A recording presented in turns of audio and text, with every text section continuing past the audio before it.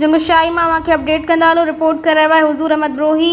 बज़म जिलानी सिंध पारा बज़म के सरपरस्त पीर तरीक़त सैयद पीर गुलाम रिज़वानी शाह जिलानी की सदारत हेठ करबला के शहीदन की याद में बुजुर्ग शख्सियत हफ्त ज़बान शायर सैयद पीर ज़ैनुल आबिदीन शाह जिलानी के सालियाने उर्स मुबारक के मौके ते जिलानी हाउस ते तरही मुशायरो मुनक़द कियो वियो। मुशायरे में ॾिनल तरह मसरा ते बज़म जिलानी के सदर इकबाल शाहीन जमात खामुल फ़ुरक़ा के सरपरस्त सूफ़ी ज़ुल्फ़कार अली क़ादरी सिंधी अदबी संगत मकरी के सरपरस्त सेक्रेटरी रमज़ान मेमण मोहम्मद बारण नूर सिराई हमीद महरानवी बिशारत इलियास जोखियो ख़्याल खतरी राहत नवाज़ फरीद गुल सैयद असलम शाह साजिद मेमण इमरान बशीर आजिज़ कादिर बख्श समूह नातू पढ़ी दाद बेन शायरन नातू पढ़ी दाद वसूल किया।